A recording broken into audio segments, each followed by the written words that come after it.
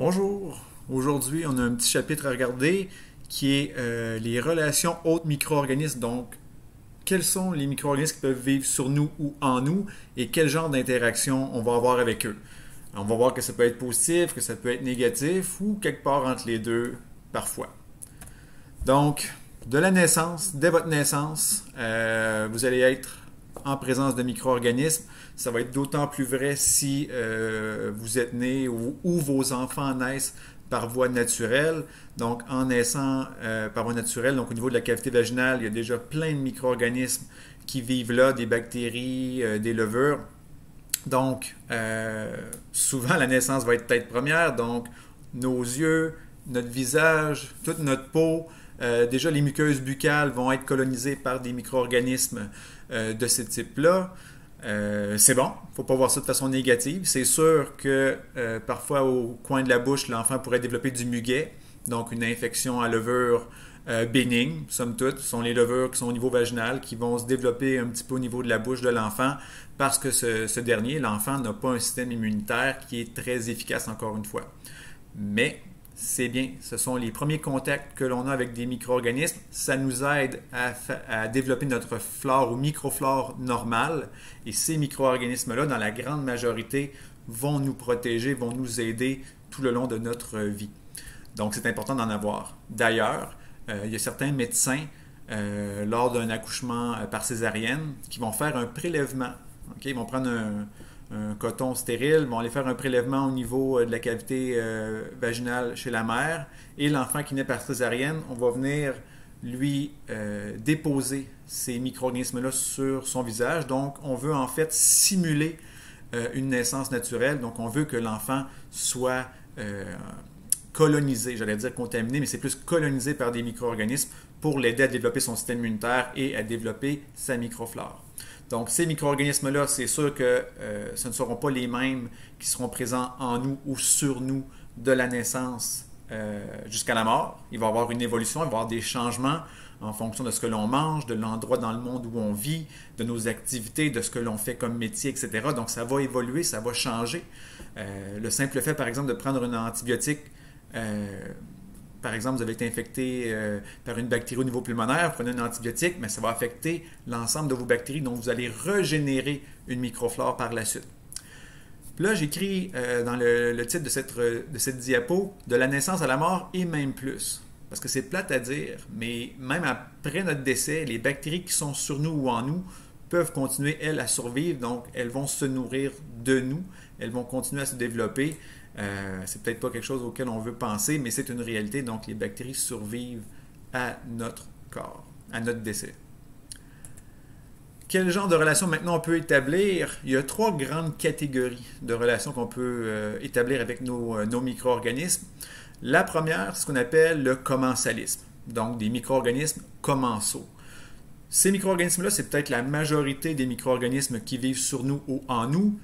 En gros, ce sont des micro-organismes qui vivent avec nous, profitent de nous, donc de notre chaleur, de l'humidité qu'on leur procure, de la nourriture qu'on leur procure. Mais en même temps, ces micro-organismes-là ne nous causent pas de problème, mais ne nous aident pas non plus. Donc, c'est un peu des passagers dans votre corps.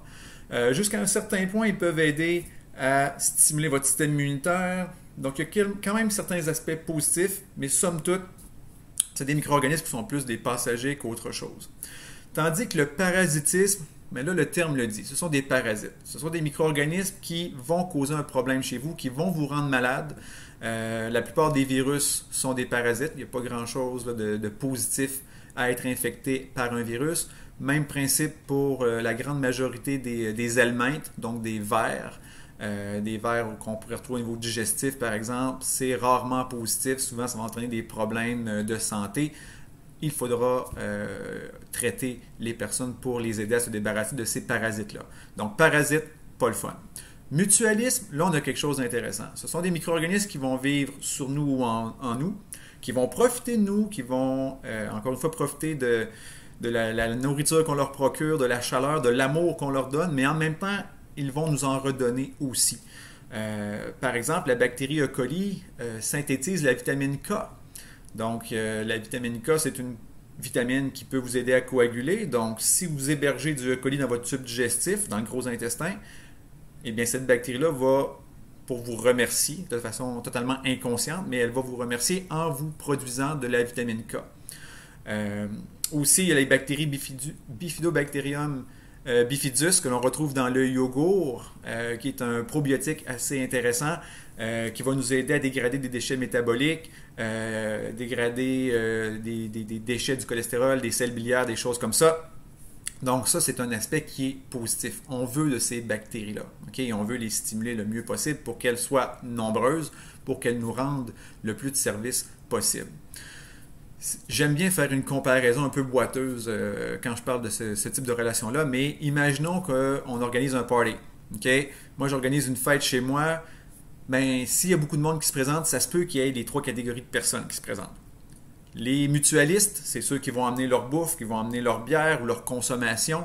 C'est eux qui vont participer à la fête. Ça va être le fun. Donc, tu les invites, ils profitent de l'ambiance, ils profitent de chez toi, mais ils te rendent service aussi. Ils vont peut-être t'aider à ramasser quand le party est fini. Merveilleux. Les commensaux, ben, c'est eux qui viennent au party. Ils vont être là, ils ne dérangeront pas personne, ils vont être tranquilles, ils vont peut-être profiter de l'ambiance un peu, mais c'est le monde tranquille. Là. C'est le petit gars tranquille dans le coin qui écoute la musique puis prend une bière tranquille, il ne dérange personne. Mais les parasites, ça c'est ceux que tu n'as peut-être même pas invité au party, qui arrivent, ils crashent la place, ils mangent la bouffe, ils boivent ta bière, ils vont briser du stock, voler quelque chose, ça va être le bordel. Ils vont vomir partout, puis ils t'aideront pas à ramasser, c'est sûr. Ça, c'est des parasites. J'espère que vous n'avez pas personne en tête, mais c'est sûr que je suis pas mal certain que la plupart d'entre vous pourriez imaginer certaines personnes de votre entourage là, qui pourraient se situer dans une des 3 catégories. Mais bon, voici, c'était ma petite comparaison boiteuse pour les relations entre les micro-organismes et nous. Il y a un autre truc qui est un petit peu intéressant. Okay? C'est ce qu'on appelle les relations insidieuses. Dans le cas des relations insidieuses, ce que ça veut dire, c'est qu'une personne pourrait être porteuse d'un micro-organisme dangereux, mais par un hasard quelconque, ce micro-organisme-là ne cause pas de problème à la personne qui la porte. Donc, par exemple, l'exemple que je donne ici, c'est un cas célèbre là, en épidémiologie, c'est Madame Mary Mallon, qui est une Américaine. Cette dame-là, elle était porteuse d'une bactérie salmonelle, okay? Qui peut causer la fièvre typhoïde. Donc, ça lui a même valu un surnom aux États-Unis qu'on l'appelait Typhoïde Mary. En gros, son histoire. Okay? Madame Mallon, okay? Parce que c'est son nom au départ, elle va changer de nom à un moment donné. Madame Mallon est une cuisinière. Puis, elle travaille pour des particuliers.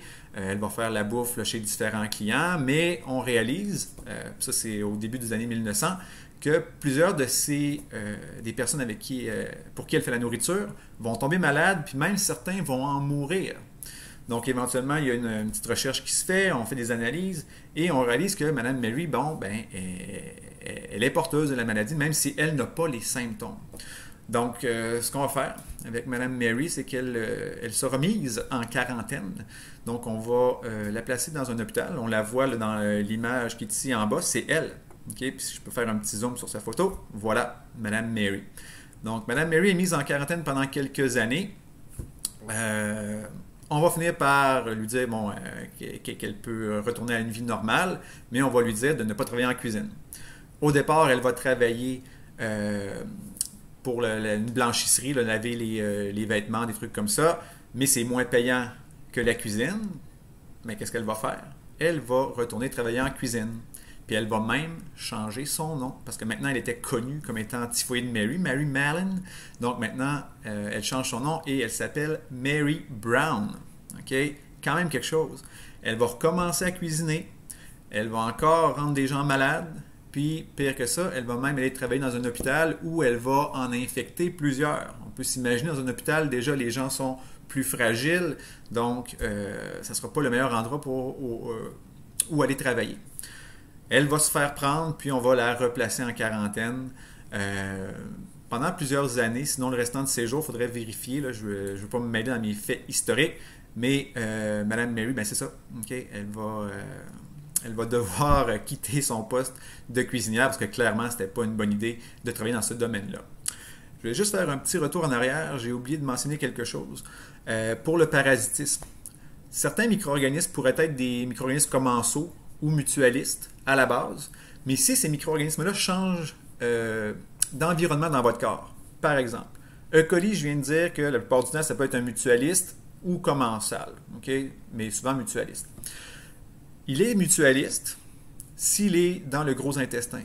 Mais prenez E. coli, puis placez-le, par exemple, au niveau des voies génitales. C'est clair que ça devient un parasite. Okay? Donc, quand on parle de parasitisme circonstanciel, c'est que le micro-organisme, en fonction de l'endroit où il est dans votre corps, ben, il peut être dans une catégorie ou dans l'autre. Donc, parasitisme circonstanciel, c'est que la bactérie n'est pas dans son endroit, disons, naturel et elle peut causer des problèmes à ce moment-là. Donc, voilà pour ça.